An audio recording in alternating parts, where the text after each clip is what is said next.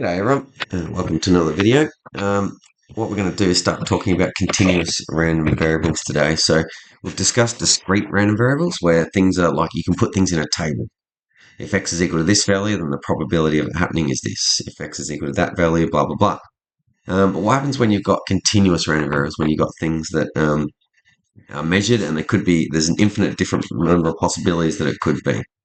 So let's have a look at that. There's another video this video go with. You don't really have to watch the other video, but in that video there's like a proof, not a proof, but just to try to get you to understand the concept of what we're going to be going through today. So for a continuous random variable, the probability density function, and we talked about this probability density function in this other video. You don't need to understand where it comes from, but if you can get a bit of an idea about where it comes from, and it comes from the idea of a histogram. And if we make that more and more refined, then what we get is if you're trying to find the probability that your variable x is between two values, so between a and b, then that's actually equal to the area under the curve. It's equal to the area under the curve of f of x between a and b, which is also known as the integral of f of x between a and b. That's extremely powerful if you know the function. So if you're given the probability density function, or if you can find the probability density function, then you're all good. And then you can just use calculus to evaluate various probabilities. So here we go. A couple of properties in green. Let's have a look at these properties that must always be true. Because f represents probabilities of sorts, not exactly, but they all must be greater or equal to 0. So all f of x must always be above or touching the line. It can't be below the line ever. Okay, so that's one test to see whether something is a probability density function or not. The second and even more important property is this one here. If you sum all of the area under a curve between negative infinity and positive infinity, it must equal 1. Must. If it doesn't, it won't work. And that's described in the other video that I talked about that. The integral, so if you integrate all the area under it, must be equal to 1. Another property, and this is a weird one that students find really hard to understand, is that if you use a probability density function to find the exact probability of something, so if you want to know what the probability x is equal to 2 in a probability density function, guess what? That probability is equal to 0. And you might go, what? That's stupid.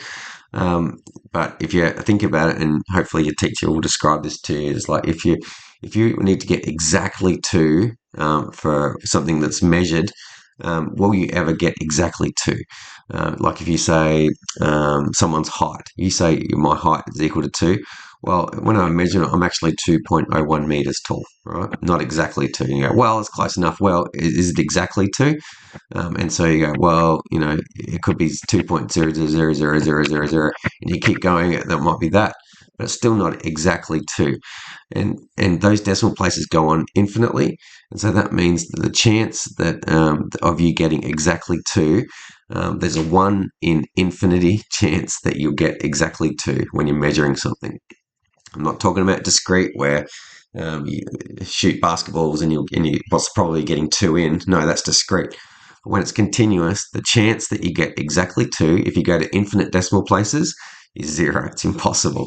I know that's a weird concept, but remember that one because examiners like trying to trick you with that one. Okay. The next property that we need to know about, excuse my voice,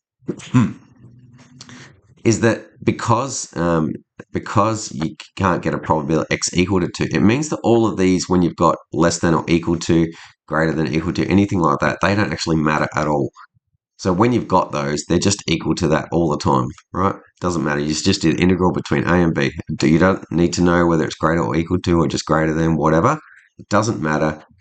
Less than or equal to, because there's no such thing as equal to exactly something, you just disregard those and it's all just out there. So it actually makes life very simple.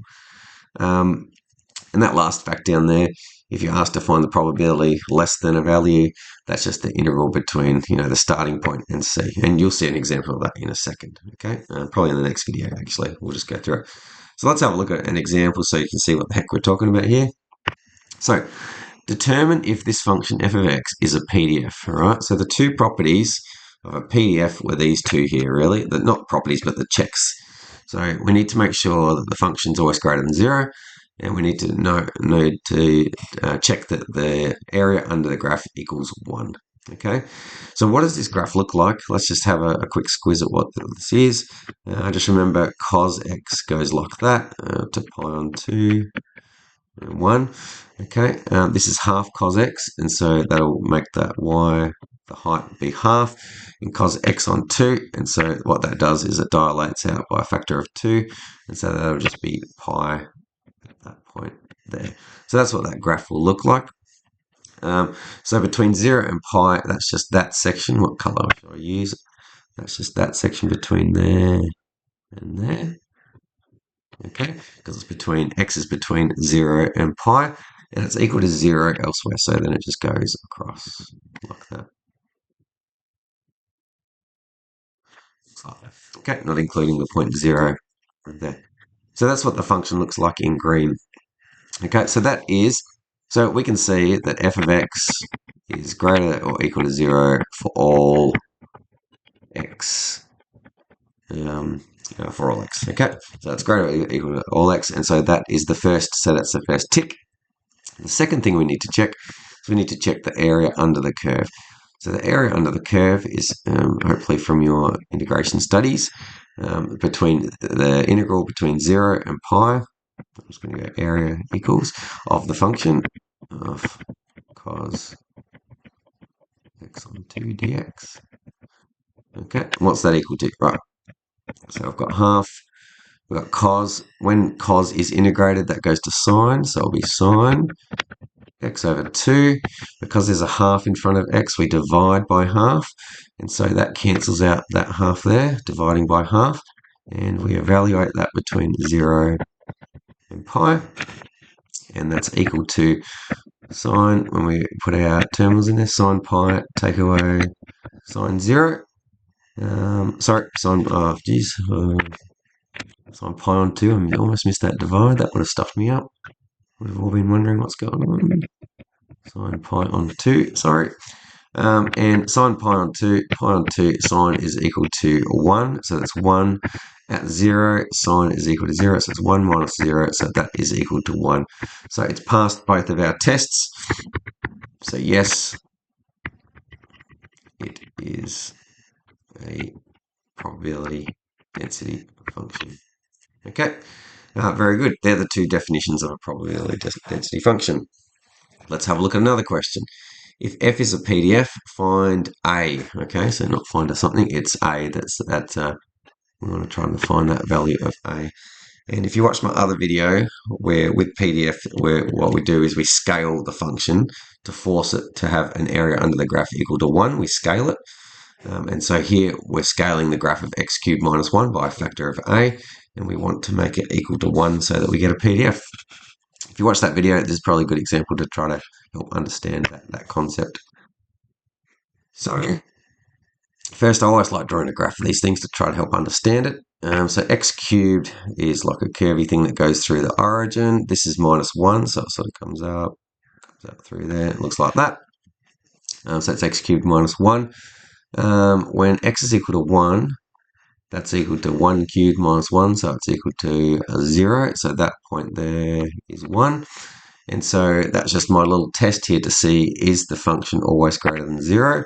And yeah, so it's sort of coming along like that. And then it's defined up to here. And then after 3, it's back down here again. Okay, so that's what the function looks like. The hybrid function looks a bit like that. Okay, we don't need to know that today. In fact, you can just do this entirely using algebra. You don't need to do it. So we know that the integral between 1 and 3, because that's the only area that we've got here, it's just this area under the curve here, that the integral between 1 and 3 of a x cubed minus 1 dx, we know that that must be equal to 1. We've been told it's a PDF, so we know that's true. So now this is just an equation that we need to solve. I'm just going to expand that out because I don't like the look of it. I'm just going to go ax cubed minus a dx is equal to 1. And now let's integrate it. Okay, so ax cubed, so that goes to a x cubed goes up to 4, and then we divide by 4, so it'll be a over 4 x4 minus a is just a number, so it'll be a x. And we're going to evaluate that between 1 and 3, and that's all equal to 1. And I'll come up to here so I can still see the question. Okay, so therefore, I should write a bit smaller, shouldn't I? What do we got? So if I substitute 3 in for x now, so that's equal to 3 to the power 4 is 9 times 9, which is 81. So it's 81a over 4 minus, put 3 in for the x there, that'll be 3a minus, I'll just put my bracket there so I don't stuff up. Now I'm going to put 1 in there. If I put 1 in for x, it's just going to be a over 4 and take away a. All that is equal to 1. All right. I might times everything by 4 because I don't like the look of it.